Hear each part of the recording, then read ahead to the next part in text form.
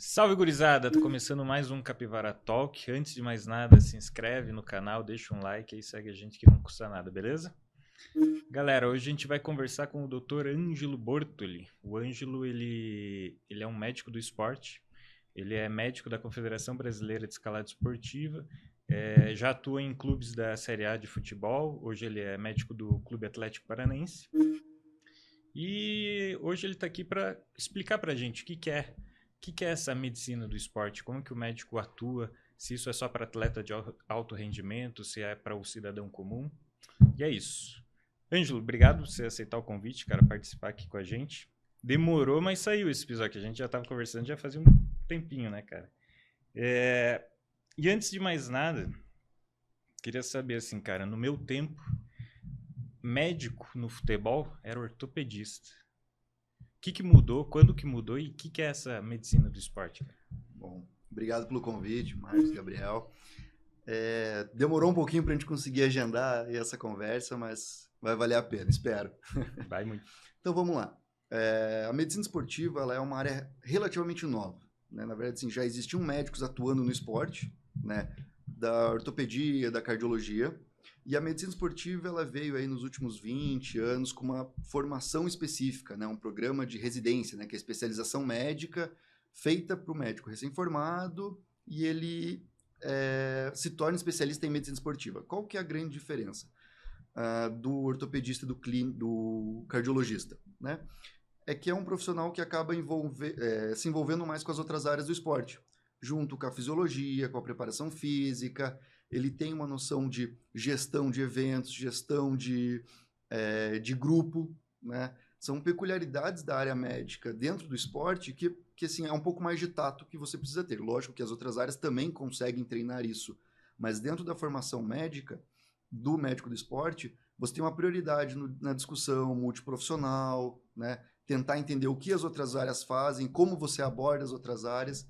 E no futebol não é diferente. Você tem uma demanda ali de várias cabeças pensantes, né? Se você tem referências de várias áreas, você tem um preparador físico muito bom, você tem um grupo de fisioterapeutas muito bons, e você tem que discutir com eles de maneira linear, né? Você não tem uma sobreposição de ideias. Então, você saber lidar com essas diferentes áreas acaba sendo importante.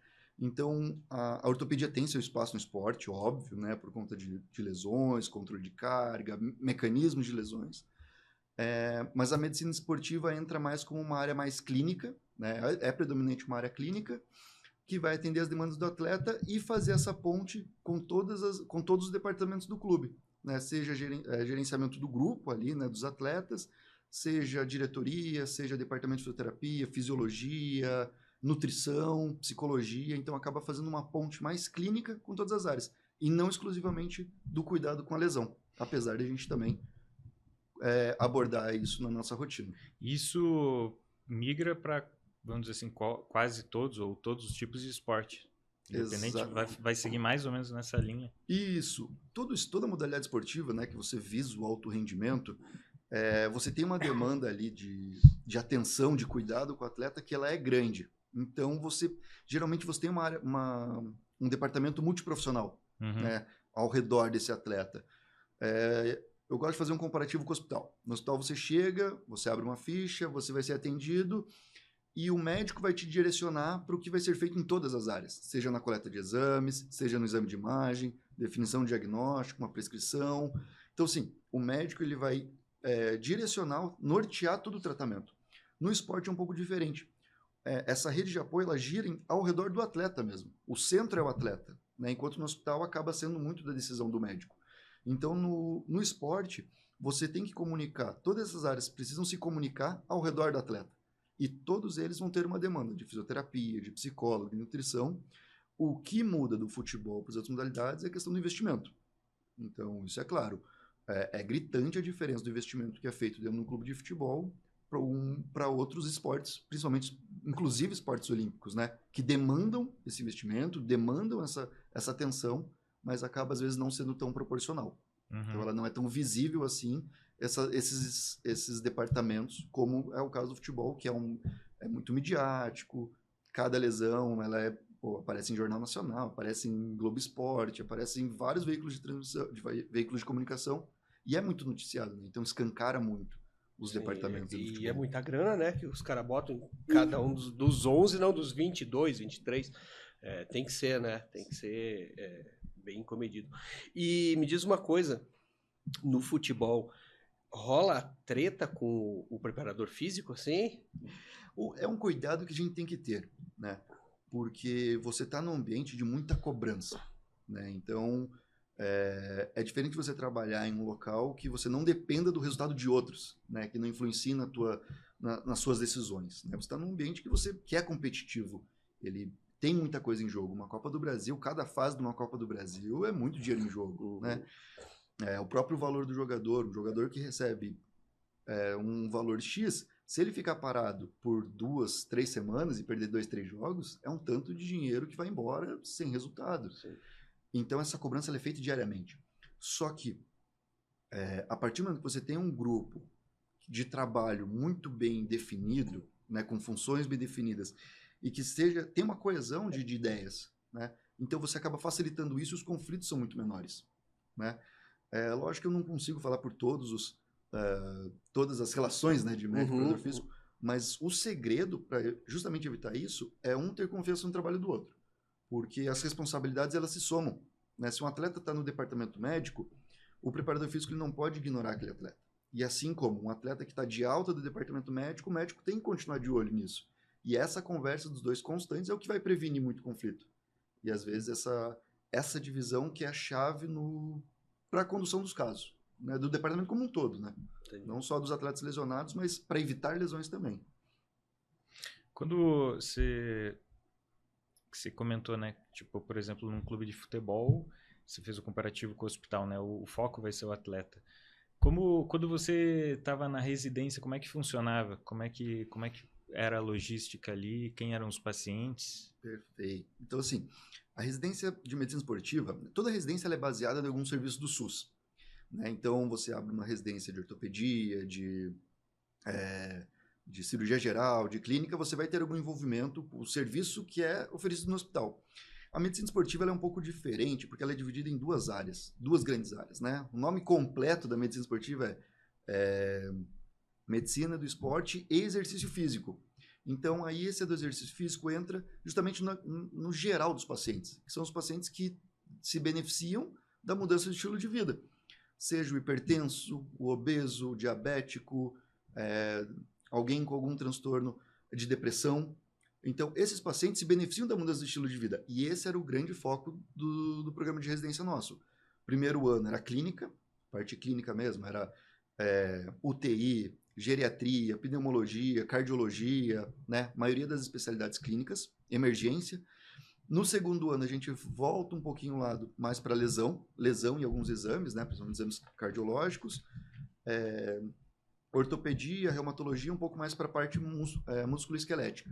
E aí, o terceiro ano da residência vem a parte do alto rendimento. Então, você passa 3 anos no total para virar médico do esporte, vendo de tudo, desde o paciente que é obeso, que está fazendo algum tratamento para emagrecer, dentro de um serviço hospitalar, como na pediatria. Então, até no pronto-socorro de pediatria, né, eu acabei passando, numa UTI, que é uma coisa meio diferente, né? A gente estava discutindo o caso, tinha residente lá de todas as áreas e tinha um residente da medicina esportiva discutindo o caso. Então, assim, era uma preparação justamente para você lidar com todas as doenças que você acaba tendo lidando no dia a dia. E aí o terceiro ano só que você acaba lidando com o alto rendimento. Eu fiz os 2 primeiros anos na Unesp de Botucatu, e no nosso terceiro ano a gente foi para São Paulo, né? Eu e os outros residentes, a gente vai para São Paulo só para focar no alto rendimento. E aí a gente participa ali das rotinas da Unifesp, do IANSP na minha época, Centro Olímpico, Esporte Clube Pinheiros, então acaba dividindo em vários serviços, né? Por estágio. Isso tudo no último ano da residência. Uhum. E, cara, como que funciona essa questão porque tem a parte de tratamento que você tem que intervir ali, né? Que você tem que prevenir e intervir. E tem também a parte de performance, de atingir o máximo de performance. Como que funciona isso? Como que o médico do esporte, ele dosa e como é que é isso? O exercício ele não deixa de ser um remédio, né? Todo remédio ele vai ter uma dose. Então você tem uma quantidade certa para colocar no corpo para ser uma coisa mais preventiva e um tratamento, né? Vamos pensar no paciente hipertenso, né? No indivíduo hipertenso. Ele tem uma dose de carga que ele precisa fazer no dia a dia, justamente para ajudar a controlar a pressão dele e diminuir a medicação, por exemplo. Já no alto rendimento, você abre mão um pouco dessa questão da preservação da saúde e começa a colocar um pouco mais, testar um pouco mais o limite do corpo e condicionar ele para tolerar cada vez mais, né? Então, quando eu falo para um paciente obeso fazer um treino intenso, uma intensidade controlada, né? Muito diferente de um atleta de alto rendimento, que na hora da competição ele não tem freio. Ele vai dar, não interessa o que você fale, ó, se dosa um pouquinho, tenta não correr muito. Pô, ele tá num jogo importantíssimo. Como é que ele vai parar? Não, eu não posso correr mais do que isso que eu tô correndo. Então, no alto desempenho, você acaba tendo a balança, né, entre risco e benefício, você acaba pendendo um pouco mais para o risco, né, no esporte. Enquanto na medicina do exercício, a gente preza pelo benefício do exercício. Então, essa que é uma... Primeiro questionamento é, qual que é o objetivo de quem está passando em consulta? É um alto rendimento? Você vive disso? Né? Se você tiver uma lesão agora, o que vai impactar no teu dia a dia, no seu trabalho? A gente pega muito corredor, né, amador, que está querendo melhorar o tempo de prova de uma corrida, de uma maratona. E aí eu sempre pergunto, tá, mas qual que é o limite que a gente consegue chegar? Porque se tiver uma lesão X, você trabalha o dia inteiro de pé.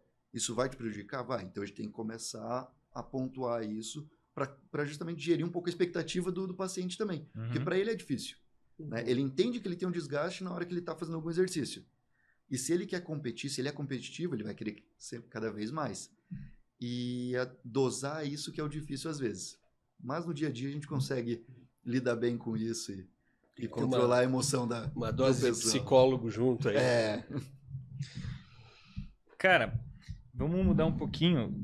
Você comentou que agora é médico da Confederação Brasileira, né, de escalada. Eu não lembro se tinha falado que era paralímpica ou como é que funciona? É toda a confederação? Eu já trabalho, né, com a escalada esportiva desde 2021. Eu acho, eu estava mais com a parte da seleção principal, né? Hoje, Curitiba, inclusive, está virando um grande local de prática, né? A gente tem grandes ginásios, tem um incentivo municipal importante aqui no Parque dos Peladeiros, que é o Centro Olímpico. Lá no Cajuru? No Cajuru. Então, assim, foi montado uma parede de escalada. Foi montada uma parede de escalada nível mundial, assim, justamente como um centro de treinamento da seleção, né? Então, hoje a escalada esportiva está vindo muito pro lado de Curitiba, né? Vai sediar, inclusive, a primeira sede de Copa do Mundo da Federação Internacional vai ser em Curitiba agora, nos próximos meses. Então vai ser um evento legal, que está chamando bastante atenção.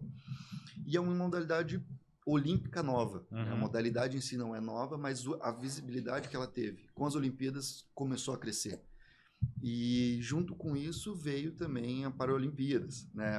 A paraescalada, que geralmente tem alguns critérios, né, para alguma modalidade virar olímpica, né? E uma delas é ter esse braço do para junto, do paradesporto. Então, acabei fazendo alguns cursos de classificação de atletas, né, de para-atletas. Né? Eu fiz o curso na Áustria, durante uma etapa de Copa do Mundo de paraescalada, junto com a Confederação Brasileira, né, e a Federação Internacional, para ser um dos classificadores no Brasil, porque realmente é uma coisa de fomentar o esporte ainda. Né? É uma modalidade nova, que está ganhando visibilidade, mas ainda tem muito o que crescer. Então, ali eu estou junto com eles ali, elaborando o departamento médico, né? Hoje nós somos praticamente 3 médicos ali que atuam junto, né, dos atletas, cada um com uma função. A seleção principal, eu vou ficando com o Dr. Gabriel, que é um grande amigo meu, mas a gente acaba dividindo as funções porque é uma modalidade nova. Então, os casos são novos, né?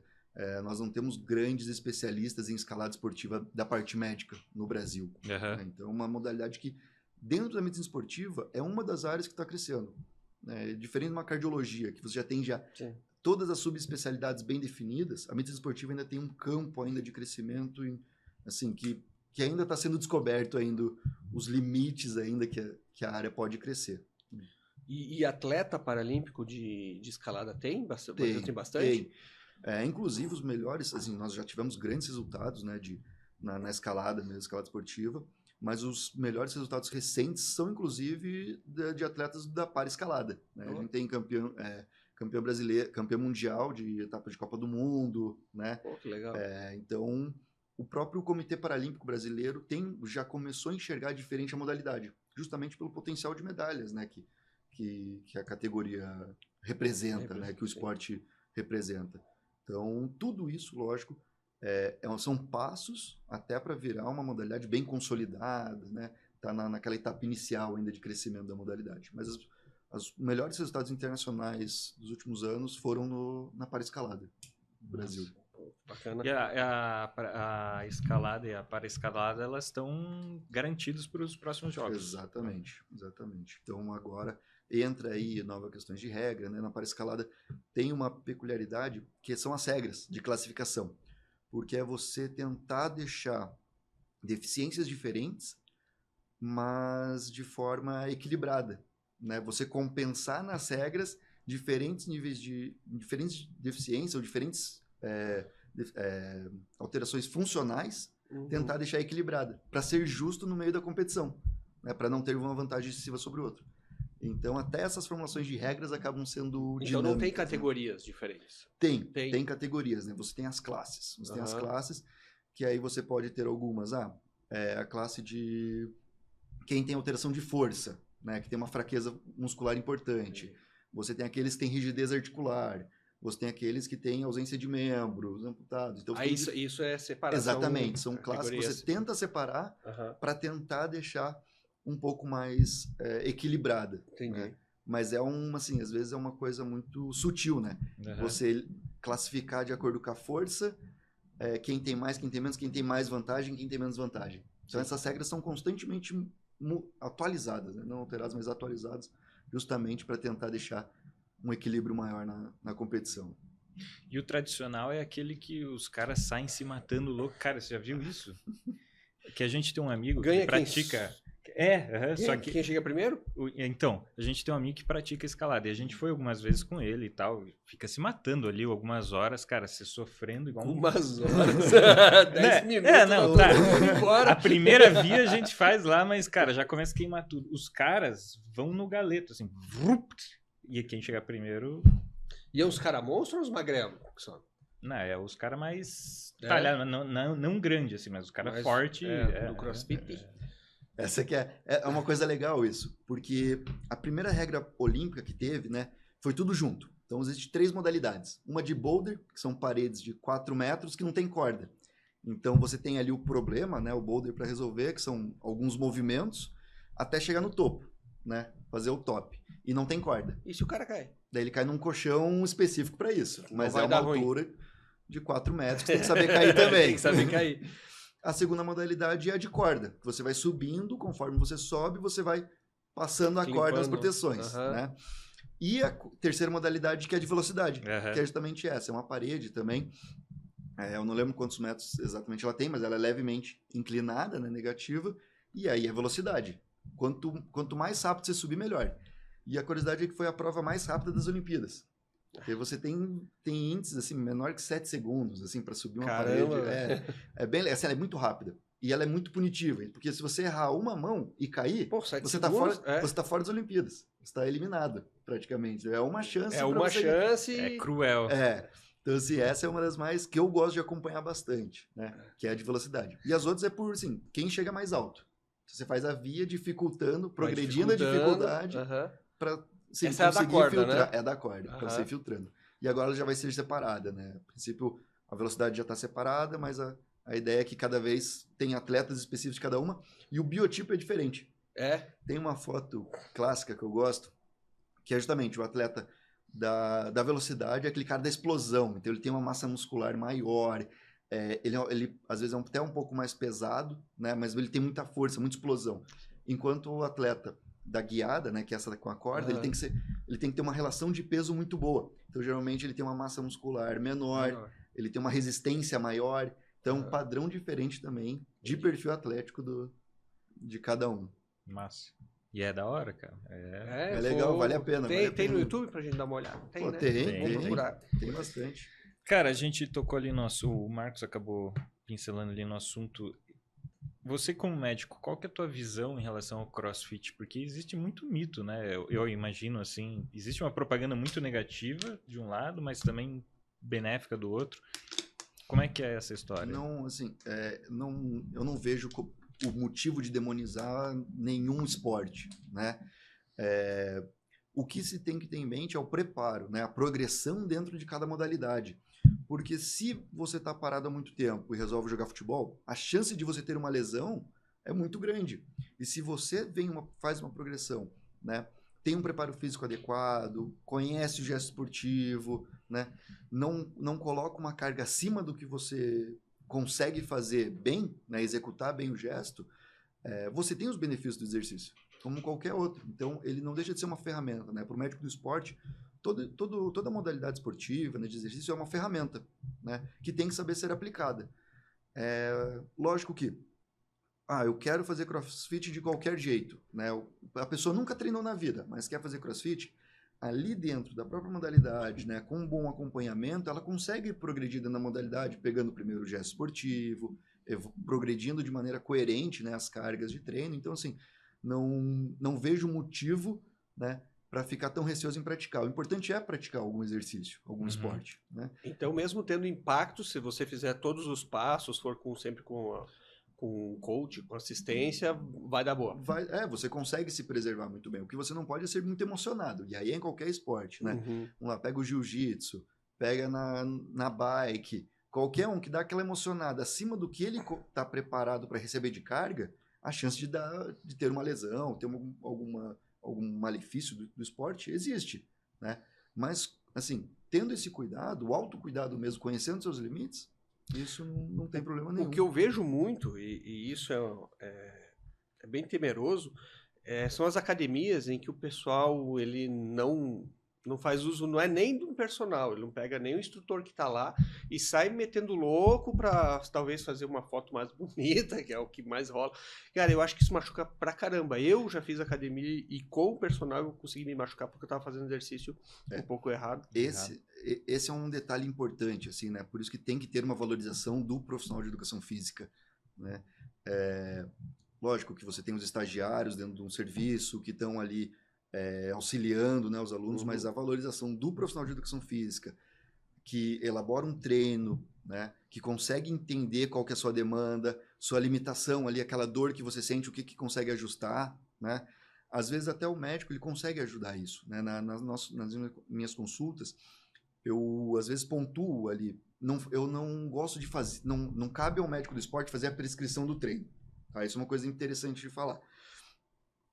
Não cabe a mim falar, você vai fazer 20 agachamentos, vai fazer bíceps assim, tríceps assim. Não, eu faço as orientações para o exercício, mas a prescrição é do responsável, né? Assim como eu posso fazer uma orientação da parte alimentar, mas eu não faço cardápio. Quem faz o cardápio é o nutricionista.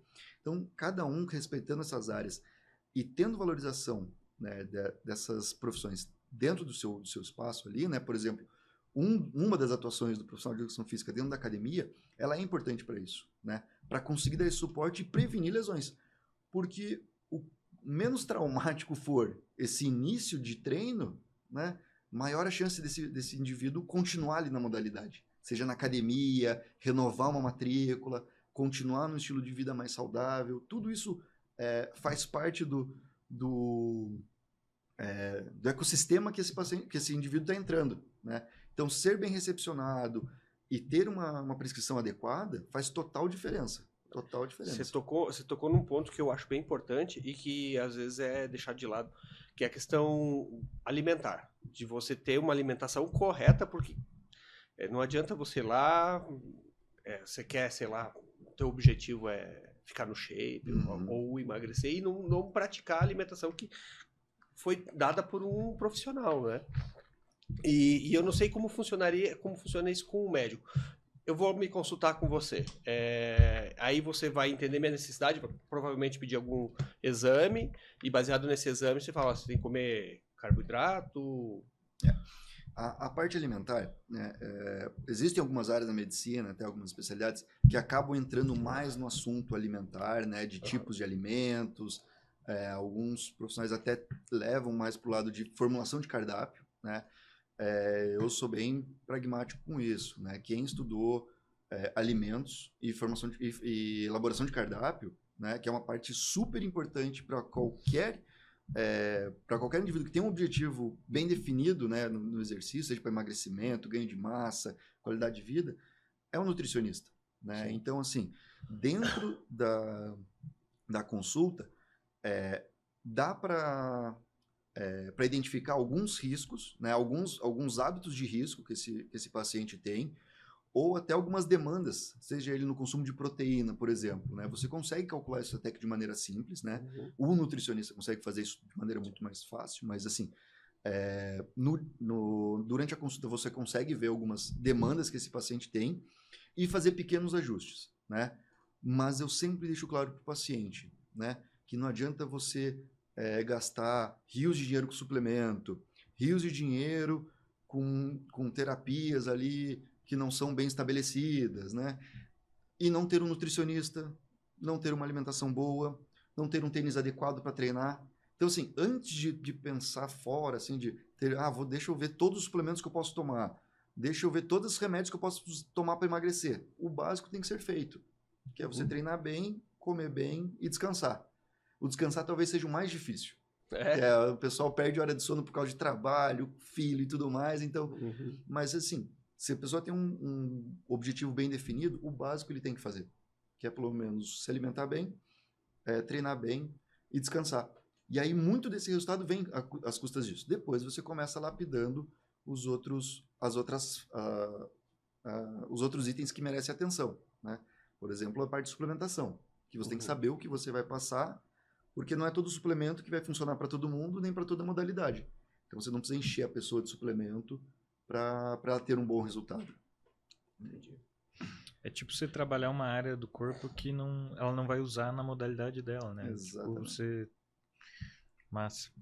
Cara, o que te levou a buscar essa área? Foi a paixão pelo futebol? Por que você acabou seguindo esse... Então, o esporte eu sempre gostei muito de esporte, né? Meu pai também sempre é um cara que me levou sempre pro futebol, para assistir jogos. Sempre gostei, então no próprio colégio, tudo que era coisa nova para fazer eu tentava. Eu poderia não ser bom em tudo que eu fazia, mas pelo menos eu tentava. Judô, karatê, kung fu, basquete, handball, futebol, algumas modalidades eu acabei ficando mais tempo, né? A própria escalada, mas eu sempre gostei muito de esporte. Só que assim, a habilidade faltou um pouquinho pro futebol, pro handball, faltou um pouquinho para viver disso. Faltou muito, na verdade. E aí, ao mesmo tempo, eu já tinha, né, a ideia de fazer medicina.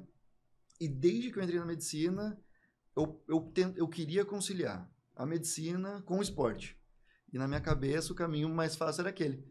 Faço medicina, depois faço ortopedia, depois me especializo em joelho e beleza, tô no esporte. Então, assim, quando eu entro na faculdade, começa a se desenvolver muito a parte das residências da medicina esportiva. Então, eu pego ali mais ou menos o comecinho das primeiras residências, começo a ouvir falar do que é. Mais ou menos que época é isso? 2008. Que isso foi o início, né? E aí começa ali a fomentar um pouquinho mais isso. Lógico que já tinha os cursos de especialização, já tinham médicos, né, trabalhando no esporte, já tinham referências nacionais muito importantes, mas eu sempre precisava conciliar. Só que o caminho da especialidade da medicina esportiva, para mim, ainda era meio obscuro, assim, será que é um caminho que vale a pena, se não vale? Então, para mim, o mais seguro era, vai para ortopedia e depois você se mete em algum lugar aí para ver atleta, né, no futebol, enfim.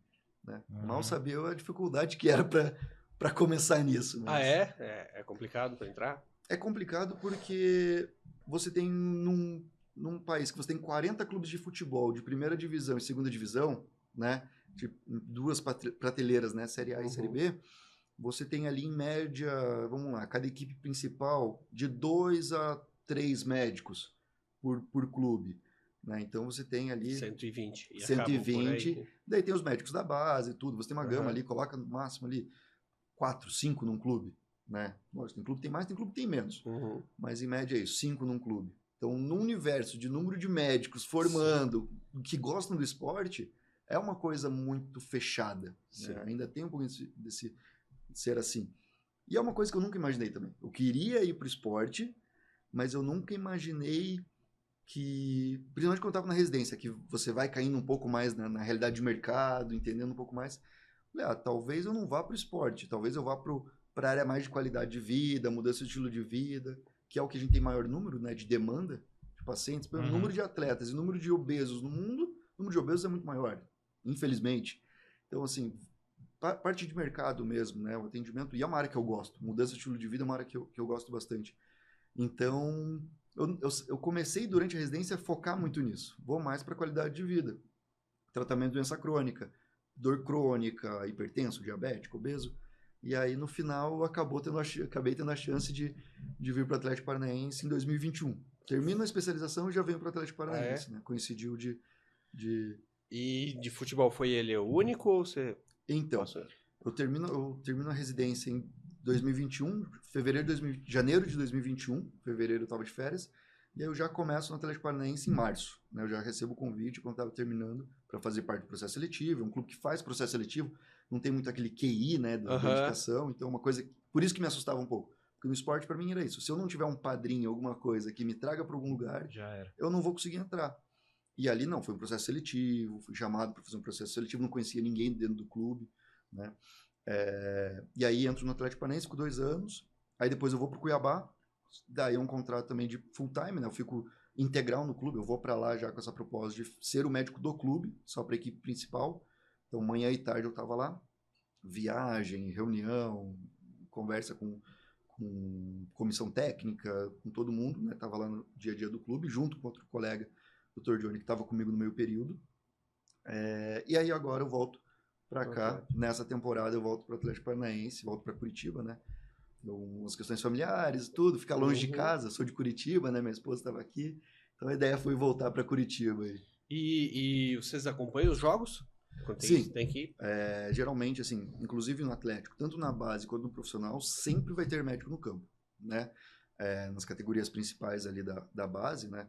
A partir do sub-15, sub-17, sub-20, já tem um médico por categoria que vai acompanhar todas as viagens, todos os jogos, acompanha a rotina, as avaliações de contratação, né? Aquela avaliação médica inicial para contrato. Então, tudo isso faz parte da rotina do médico, né? Você que barra os caras quando eles vão assinar contrato lá, só vem fazer os exames. A gente acaba pontuando ali possíveis fatores de risco ali para a contratação. Mas, no geral, assim, é uma coisa tranquila, né? Você parte do princípio, se o atleta está treinando, né? Ele já está em algum clube, já está em algum lugar treinando, grande chance dele continuar treinando, né? Sim. Então, esse é o menor dos problemas, assim. É um dos problemas, mas é relativamente tranquilo de lidar com isso, né?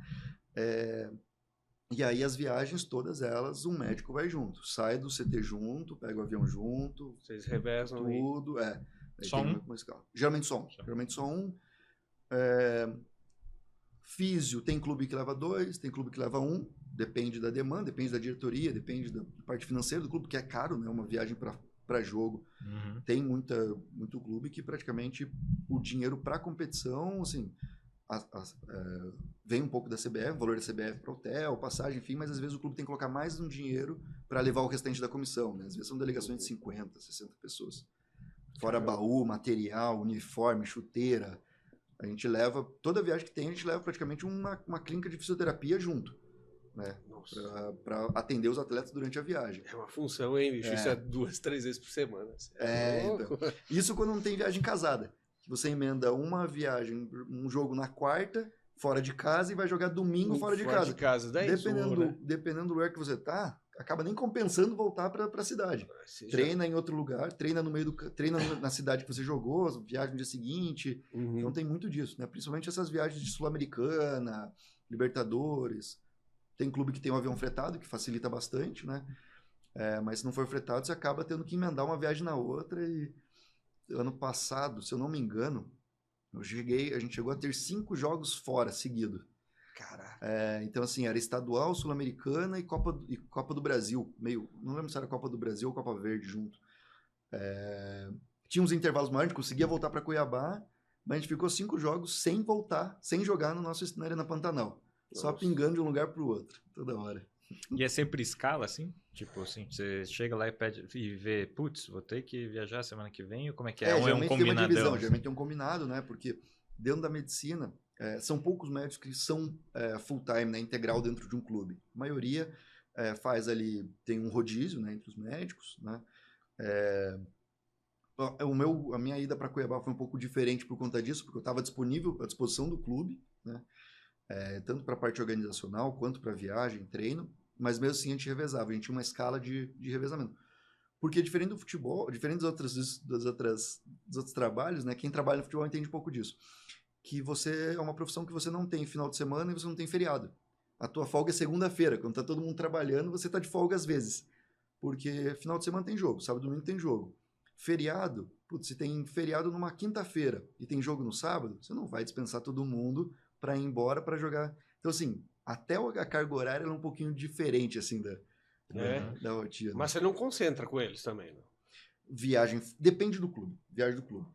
O nosso a gente tinha... depende, né? Se a concentração é dentro do CT, do centro de treinamento, ou saindo num hotel fora do centro de treinamento.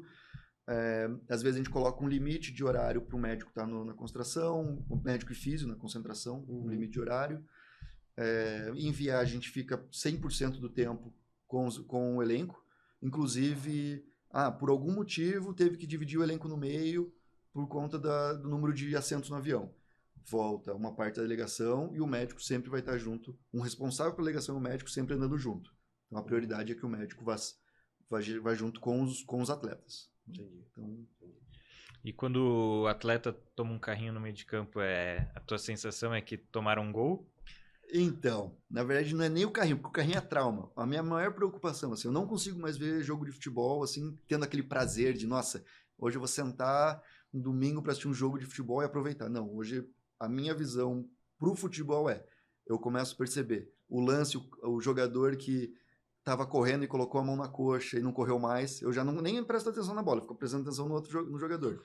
Um lance de cabeça com cabeça, eu nem olho para onde a bola vai, se foi gol ou se não foi, eu fico prestando atenção como o atleta cai, se ele mexeu depois, não mexeu, o que o juiz chamou, não chamou. Então, assim, o meu modo de ver o jogo já é bem diferente, assim, e a minha preocupação maior são aquelas que me deixam assim, mais chateado, são aquelas que são, por exemplo, lesões musculares, que não tem o trauma, que aí você fica remoendo, nossa, o que aconteceu? Por que aconteceu? Né? Então, será que tinha algum aviso antes que eu não vi? Então, assim, passa um filme na cabeça, mas ao mesmo tempo é uma tranquilidade, porque a nossa rotina ela é muito bem estabelecida, né, de avaliações, tanto pré-treino, pós-treino, de queixa, de acompanhamento, de fisioterapia pré-treino, de ativação pré-treino. Então, a gente tem alguns mecanismos, ali, alguns processos de clube que dão mais segurança para o dia a dia, mas são, infelizmente, é o risco do esporte. Você tem um atleta machucado em campo, é o que a gente não quer de jeito nenhum, mas infelizmente é o risco que acaba correndo. E a agenda do futebol no Brasil, ela realmente prejudica o atleta? Esse negócio de jogar quarta e domingo, que tem gente que fala, pô, só joga quarta e domingo e se machuca, mas realmente... Realmente, assim, você colocando quarta e domingo, né, que a gente chama de semana fechada, né, o tempo de descanso ele é crucial, porque a gente coloca pelo menos 48 horas depois do jogo, que é um período de recuperação. E daí, quando você dá 72 horas, você consegue aumentar as cargas, né, de maneira que a gente chama de aquisitivas, né? Você coloca cargas geralmente para gerar condicionamento, força, para ganhar alguma valência, melhorar alguma valência. E se você coloca jogos muito próximos um do outro, você não tem tempo para fazer esses estímulos de aquisição. Né? Esse atleta está com uma deficiência uma assimetria de força. A gente tem que melhorar a força desse atleta. Se ele joga quarta e domingo, que momento que a gente vai colocar um treino de sobrecarga para colocar mais força para ele ganhar força? Então essa que é a dificuldade. E é justamente um dos motivos da lesão. Se você tem uma alteração de força muito importante, o que protege a gente é músculo, no caso da corrida. Né? Então se o músculo não está preparado para aquilo, dá a lesão. Então o calendário realmente tem um impacto pesado para o atleta. E nesse meio, nessa loucura é que há a maior propensão para alguns atletas tentarem fazer uso de anabolizante, alguma coisa desse jeito? No futebol, nem tanto. No futebol, a gente tem um esquema rígido antidoping, né? Todo final de partida, primeira divisão, segunda divisão, tem sorteio, né, de atletas de duas equipes, é sorteio, então o atleta não pode, foi substituído, vou embora. Não, ele tem que ficar até o final do sorteio, porque tem chance dele se sortear. Já diria Gabigol. E aí tem essas coletas durante o jogo e tem as coletas surpresas, que são nos clubes, nos centros de treinamentos. Quem faz isso?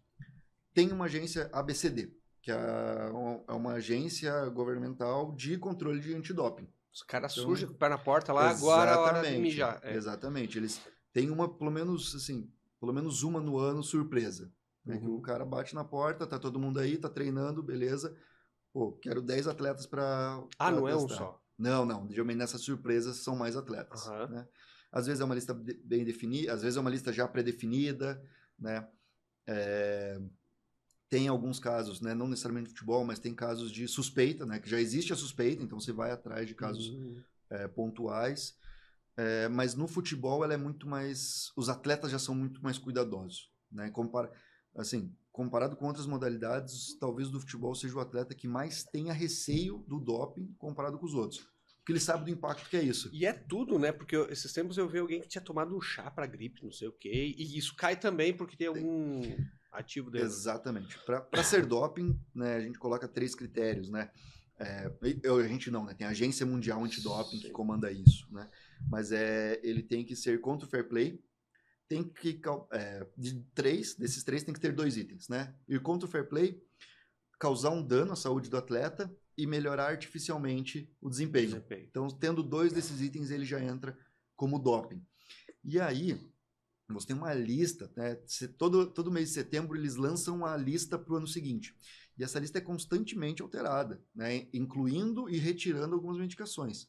Incluindo aquelas medicações que você não sabe se dá um benefício, se tem um risco ou não. Então, se ficou meio na dúvida, para a Agência Mundial Antidoping, eles já colocam um alerta ali em cima dessa substância. Ou de monitoramento, né? Ou de proibição. E aí ela pode ser proibida a qualquer momento, né? Você não pode usar isso a qualquer momento. Vamos pegar uma testosterona. Você não pode usar em nenhum momento. Se nessa visita surpresa do agente do antidoping for visto que está usando testosterona, você vai ser punido. Nessa visita surpresa. E como você vê se está usando? Porque testosterona é produzido pelo corpo. Né? É produzido pelo corpo, mas a gente tem indícios, tem né? Indícios, tá demais. Assim, a gente, tem uma coisa chamada passaporte biológico, que é justamente você fazer várias coletas dos atletas para entender o perfil desse atleta.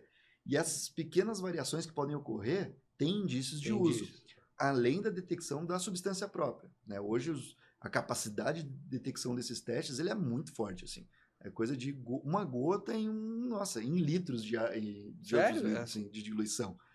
E aí você tem alguns detalhes, né, do antidoping que são interessantes. Por exemplo, na competição fazer uso de soro fisiológico. Você fazer uma infusão, né, tô desidratado, vou colocar um soro fisiológico na veia. Ela pode ser utilizada para diluir o teu sangue. Então, se você tem um agente proibido e você coloca um soro fisiológico ali para diluir teu sangue, ficar mais difícil de encontrar, ele também é punido. Então, se botou como tentativa de burlar o teste. Entendi. Então, cairia no fair play ali. Então. Cairia no fair play e aí é uma proibição mesmo, né, por técnica proibida. Porque ele pode ser uma medicação ou técnica proibida. Então, tem alguns casos emblemáticos, né, do ciclismo, do Armstrong que fazia, né, aquelas manipulações de sangue, com infusões e tudo mais. Então, assim, hoje já tem uma restrição muito forte para isso, para evitar o uso e evitar formas de mascarar o uso. Então, os dois acabam sendo proibidos. E você concorda com essa rigidez, com esses índices, assim, ou com os níveis que eles passam a régua? Assim,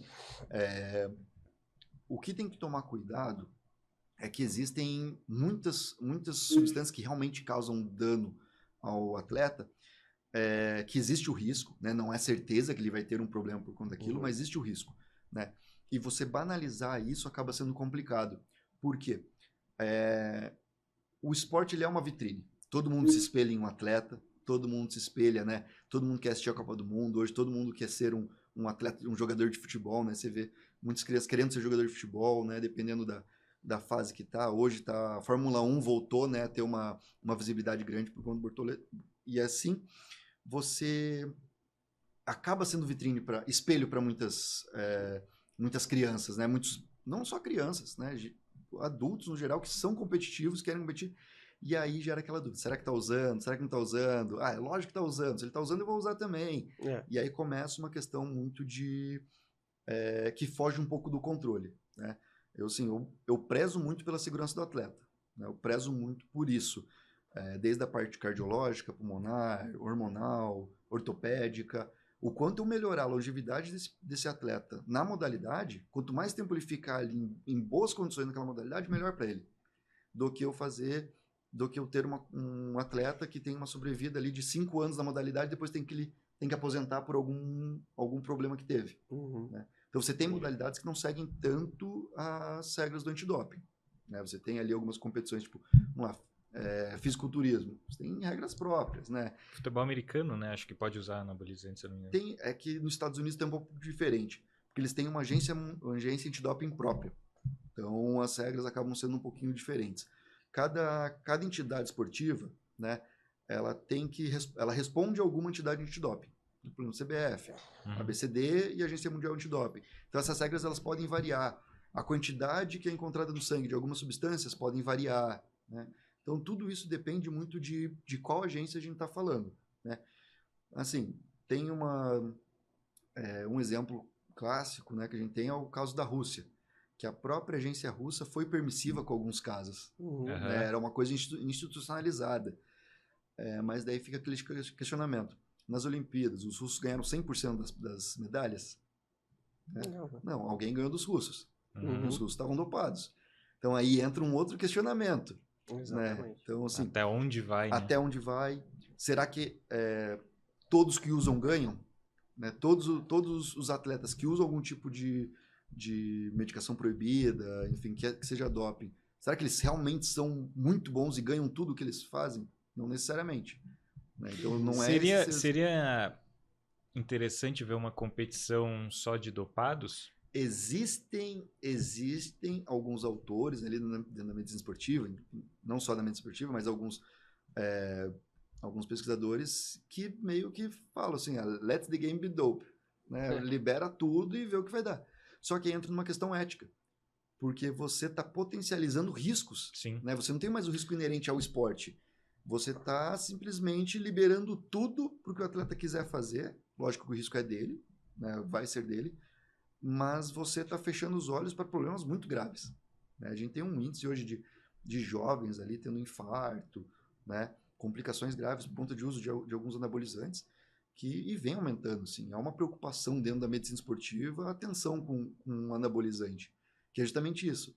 Se o indivíduo que é recreacional, né? Ele não é atleta de alto nível e já usa muito, né? Já assim, faz uma mistura de 4, 5 substâncias diferentes, né? Já assim, imagina um cara que vai ter um ganho financeiro em cima disso.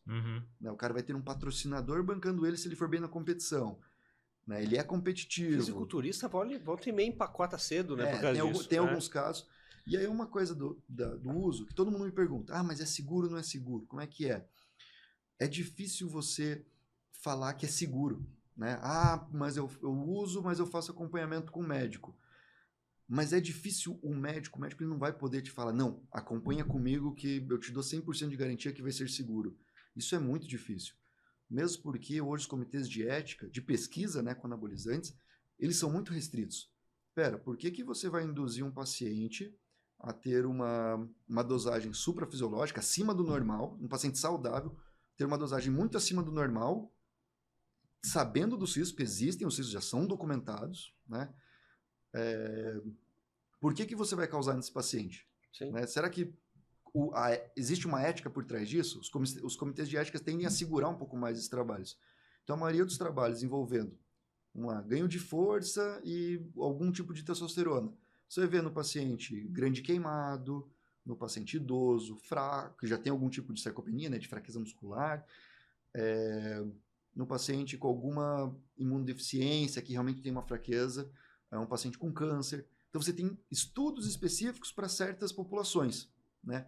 E aí você generalizar isso para o paciente totalmente saudável, que não tem indicação do uso, aí acaba sendo um pouquinho mais complicado.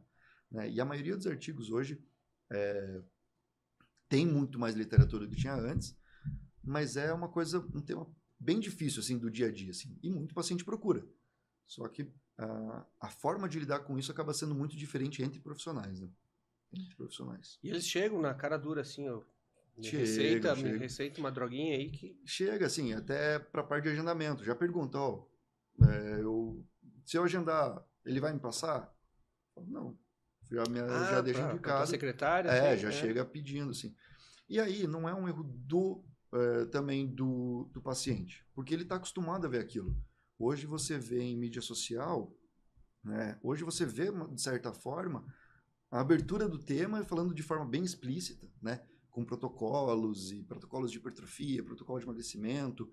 Dentro disso, você tem coisas muito boas que são feitas, mas também tem aqueles que têm os atalhos ali para um ganho mais rápido, né? E aí é um pouco do que eu falo do risco. Se um paciente chega para mim no consultório pedindo para usar, ele está confiando em mim para eu dar o meu posicionamento para ele. E aí eu falo o que tem que ser falado. Em relação a risco, lógico que existem os benefícios, né, de você colocar uma gasolina aditivada ali, né, no corpo. Lógico que você vai ter benefícios. Senão ninguém usava. Sim. Só que ao mesmo tempo tem que estar ciente dos riscos, né?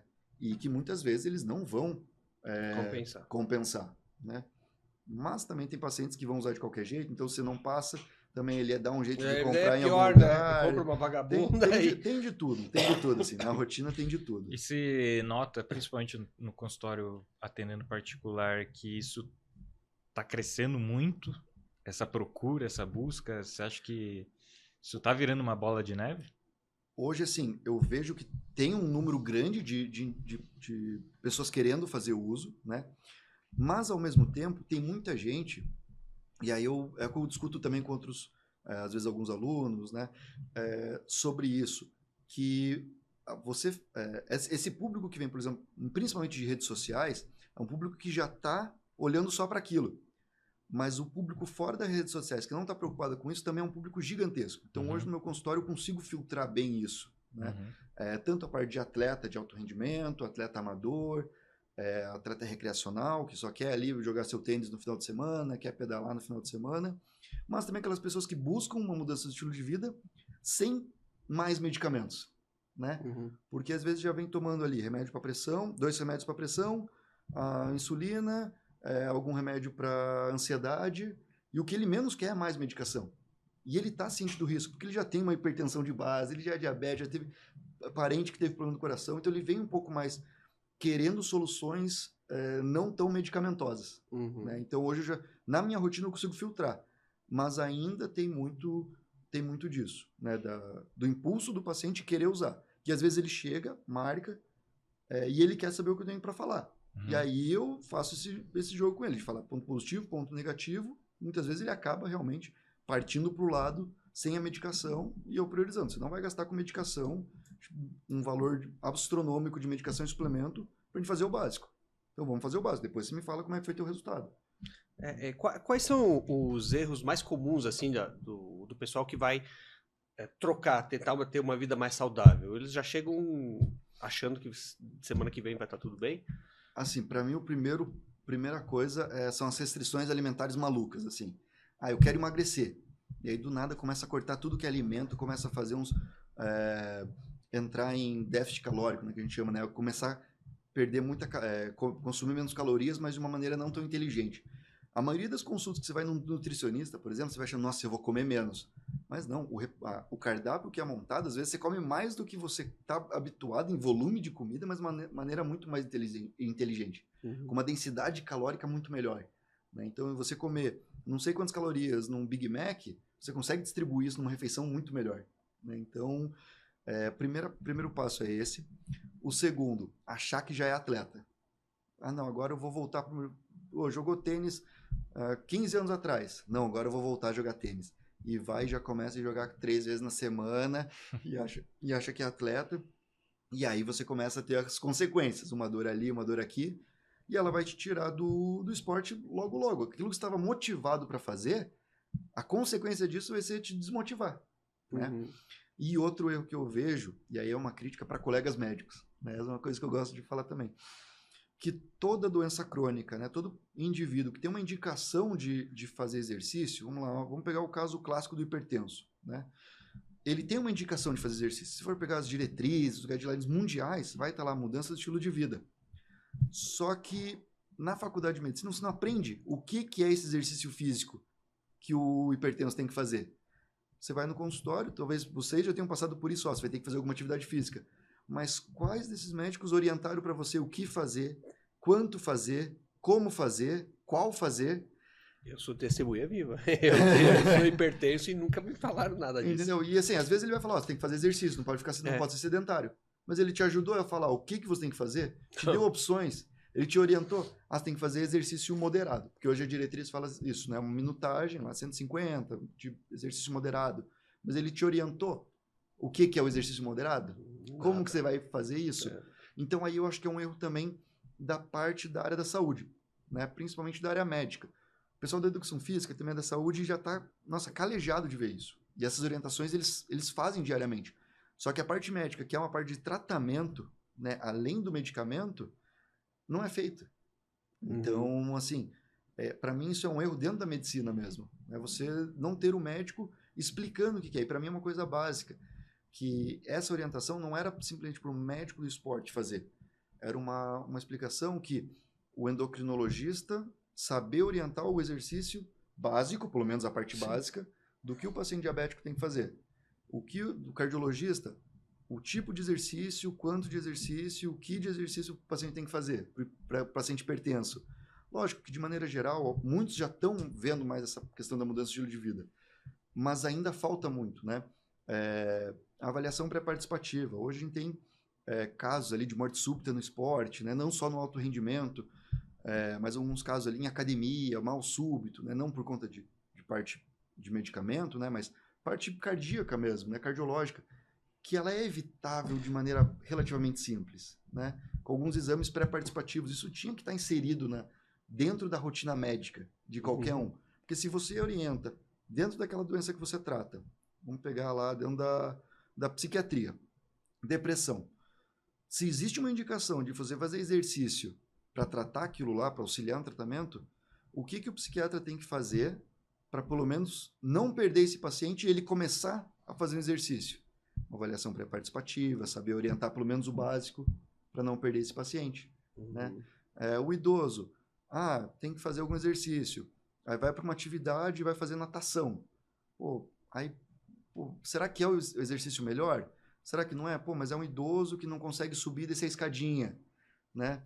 É uma idosa que tem um sobrepeso, uma obesidade e não se sente bem com o corpo. Você vai fazer ela colocar um maiô para entrar numa piscina, para se expor? Será que é realmente uma indicação legal que foi feita? Então, assim, essa parte do básico do esporte teria que ser feito por toda a parte médica. Assim. Para mim, essa é uma briga que eu tenho assim, com outros colegas, que é assim, o básico de você fazer o tratamento, né, uma parte do tratamento, ser a mudança de estilo de vida, dá um empurrãozinho também. Dá um empurrãozinho. O que você não conseguir tocar, beleza, conversa com a gente.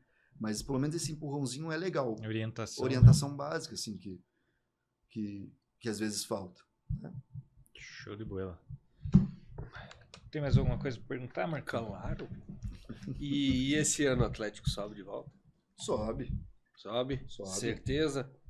Claro. Estamos esperando, né? Porque vão fazer falta. Não, tem que subir. Nosso time não vem mais jogar agora, porque o Coxa não vai subir nunca mais. Né? O Coxa vai ficar lá para sempre.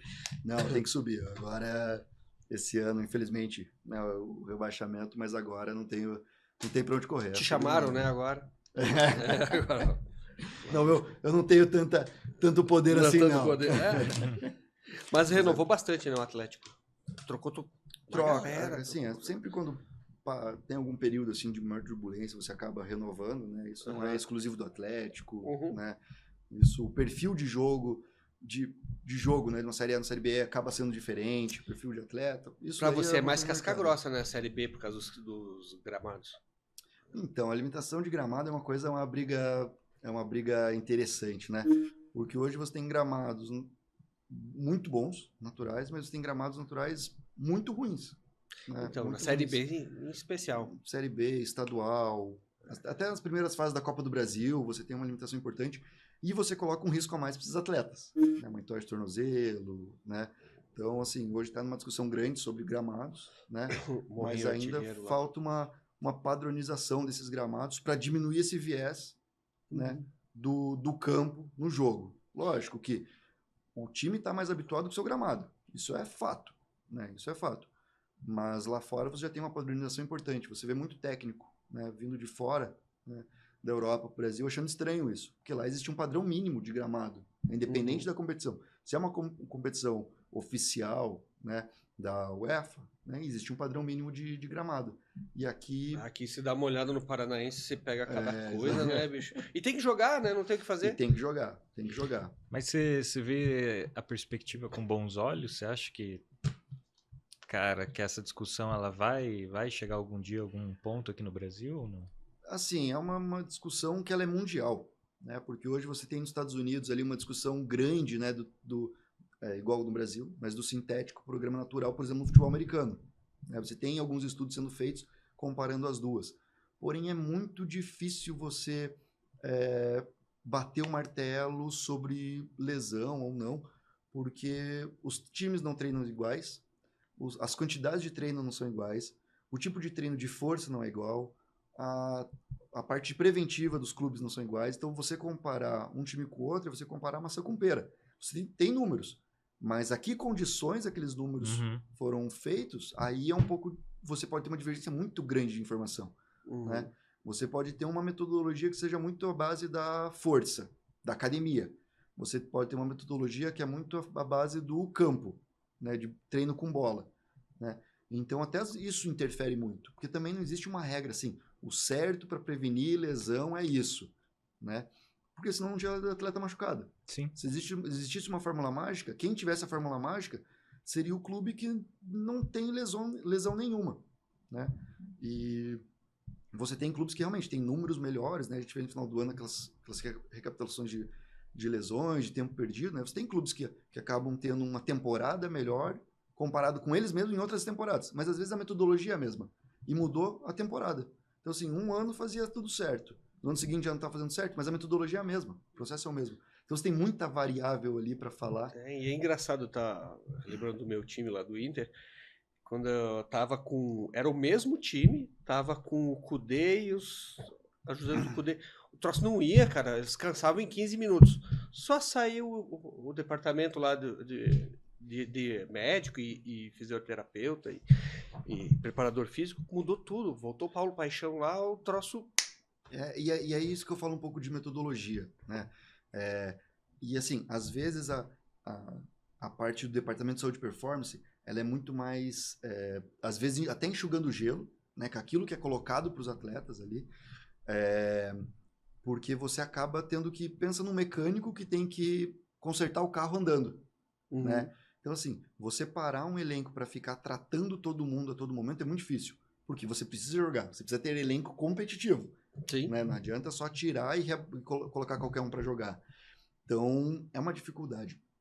E aquilo que você comentou um pouquinho de conflito, né? Médico, preparador físico, médico, comissão técnica, fisioterapeuta, preparador físico, fisioterapeuta, médico.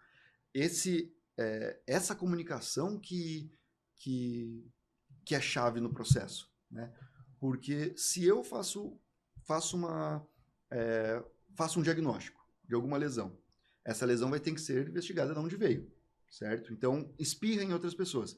Se a decisão é feita de maneira unilateral, ou seja, só eu tomando uma decisão sozinho, né? A chance de você errar, porque você não tem a opinião dos outros, para entender melhor o contexto daquela lesão, dificulta isso. Então, dentro do futebol, é difícil você cravar, assim, tipo, culpados, né?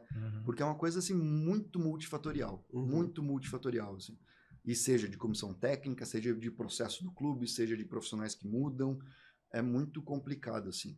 E, geralmente, existe um fator de risco aí, né, que é inerente ao esporte, que é a troca de comissão.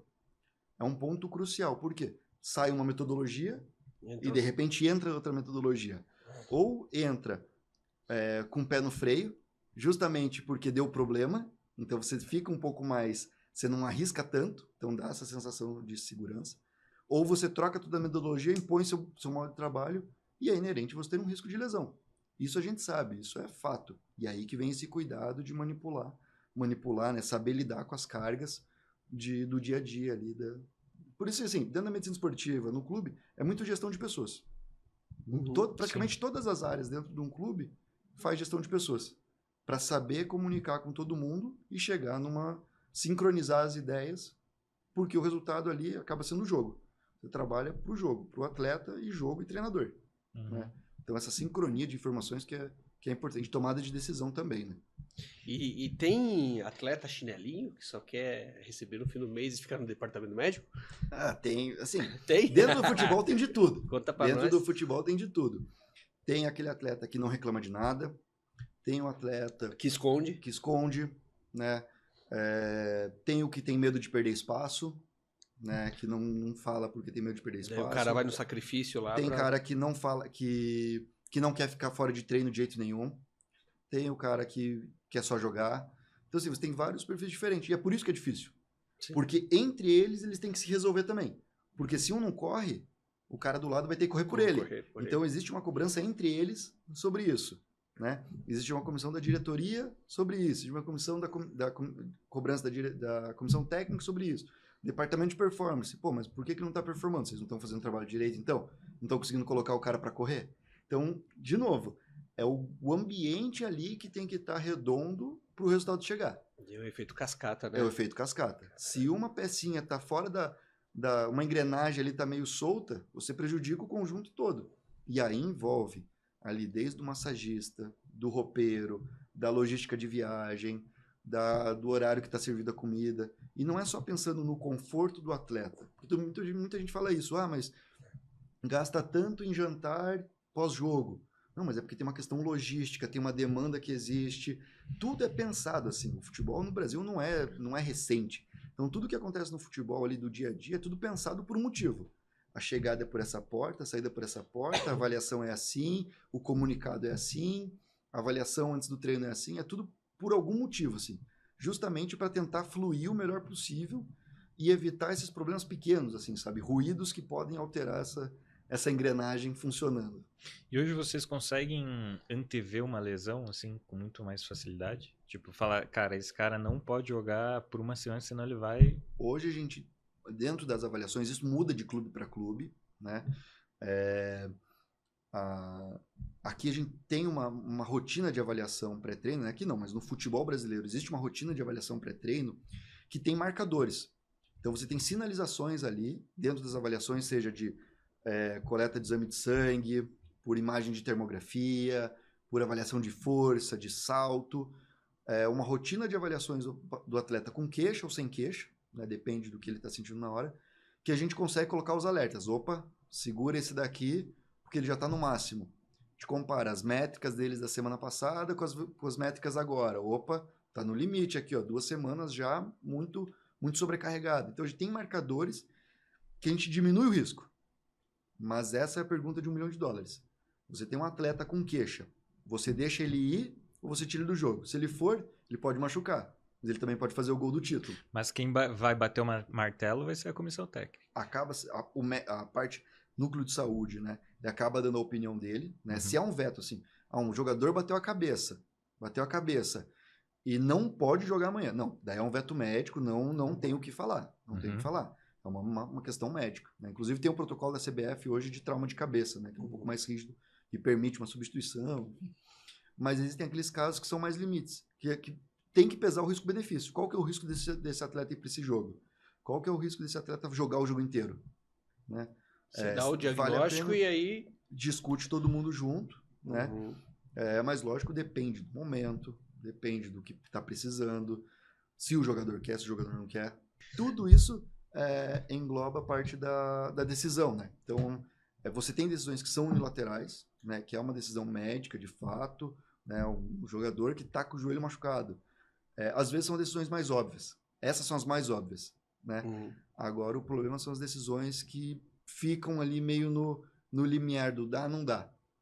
Né? Então, essas que aí você acaba tendo que discutir bem, alinhar bem, justificar bem o porquê de sim ou de não. A importância do jogo também, né? E definir a conduta dele. Assim, às vezes eu não presto atenção no jogo, porque você acaba fazendo uma decisão muito focada num objetivo só, que é o jogo, mas na sequência ainda tem 4, 5 jogos. Então você coloca ele num jogo e perde ele por 8 semanas. Então também é um risco, né? Por mais que aquele jogo seja importante, tudo bem, aí você vai pesando. Tem inúmeros fatores que tem que colocar na balança. Complexo o negócio. Então essa que é a dificuldade. Se um dia alguém descobrir isso de coloca, não coloca, um marcadorzinho assim, ó, fura a ponta do dedo, falando, ó, vai lesionar amanhã. Aí esse cara tá milionário. Aí eu tô desempregado. Cara, e nessas tuas indas e vindas aí por estádios pra lá e pra cá, países aqui na América do Sul, qual foi a coisa mais bizarra que você já viu? Cara, tiveram... Assim, dentro do esporte, cara, tem algumas situações, assim, que sempre tem uma surpresa. Geralmente é tudo motivo para dar risada, assim. No final você acaba dando risada de tudo, né? Mas nós tivemos casos ali... deixa eu pensar em algum aqui que seja... Que possa contar. Para mim, os principais, assim, cara, que envolve ali dia a dia é decisão de beira de campo.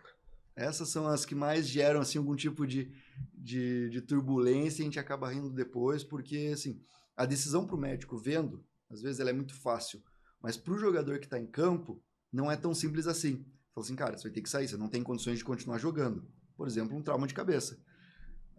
E aí ele fica, não, quero ficar. Você fala, não, você vai sair, o juiz, e de repente o bandeirinha sinaliza pro árbitro que ele tá pronto para voltar, ele entra e eu tô tentando tirar o jogador. Eu falo, pô, você tá irritado? Tipo, tem um certo bate-boca ali na beira de campo ali, mas daí no final acaba saindo depois, porque tem que sair, né? Mas essas são situações, assim, de jogo que chamam a atenção. Mas, assim, se tem um lugar para dar risada, é dentro do futebol. Sempre tem alguém contando uma piada, dentro do grupo sempre tem alguém que fala mais, assim, que solta as piadas, conta a história de outros lugares, isso daí a parte mais legal do futebol é essa. E você vai conhecendo todo mundo, né? Você vai conhecendo pessoas de outros países, de outras cidades, e os hotéis que as delegações ficam, geralmente são os mesmos. Então sempre tem aquelas histórias de uma delegação ou outra, ali fica uma piada ali de uma delegação para outra. Sempre tem uma resenha. Sempre tem uma resenha legal, assim. A parte legal do futebol é essa. Hoje o que dá mais dor de cabeça pra gente é o jogo, mas a parte legal justamente são as histórias que acabam ficando aí no decorrer da temporada. É cansativo, mas é... Cansativo é. Mas é uma jornada minha divertida. Minha esposa que o diga. A gente passa quase mais tempo viajando do que em casa também. Porque a tua rotina é praticamente de atleta, né? A gente acompanha o atleta, né? Então, e às vezes quando o atleta tá de folga, um atleta machucado, a gente tem que ir ver ele no clube.